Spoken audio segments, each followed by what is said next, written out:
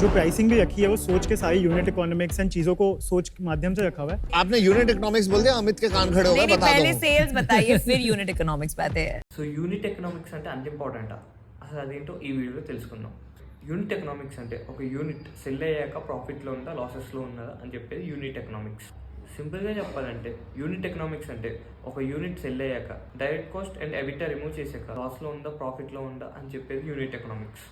ఒక చిన్న ఎగ్జాంపుల్తో చూద్దాం. మీ ఆర్డర్ వాల్యూ వచ్చేసి 1000 రూపీస్ అండ్ మీరు 100 రూపీస్ డిస్కౌంట్ యాడ్ చేస్తే మీ నెట్ రెవెన్యూ వచ్చేసి 900 రూపీస్.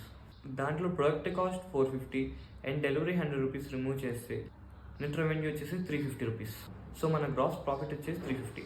ఇప్పుడు మనం ఎబిటాని రిమూవ్ చేయాలి. మన ఎబిటా అంటే మన యాడ్స్కి ఆపరేషన్స్కి ఎంత స్పెండ్ చేసామనేది. సో ఎబిటా వచ్చేసి 200 రూపీస్. సో మనం గ్రాస్ ప్రాఫిట్ నుంచి ఎబిటాని రిమూవ్ చేస్తే వచ్చేది నెట్ ప్రాఫిట్. సో మనం ఒక 1000 రూపీస్ ప్రొడక్ట్ అమ్మితే మనకి 150 రూపీస్ లాభం వచ్చింది. దాన్ని యూనిట్ ఎకనామిక్స్ అంటారు. అసలు యూనిట్ ఎకనామిక్స్ ఎందుకు ఇంపార్టెంట్? యూనిట్ ఎకనామిక్స్ ఎందుకు ఇంపార్టెంట్ అంటే పెద్ద పెద్ద కంపెనీస్ కోర్స్లో టర్న్ ఓవర్ చేసే వాళ్ళకి ఎంత లాస్ వస్తుందో ఎంత ప్రాఫిట్ వచ్చిందో తెలియదు. By this they can know product is doing losses or profit. So అందుకే యూనిట్ ఎకనామిక్స్ అంటే ఇంపార్టెంట్. ఇట్లాంటి మోర్ ఇంట్రెస్టింగ్ బిజినెస్ టర్మ్స్ కోసం ఈ పేజ్ని ఫాలో అవుతుంది.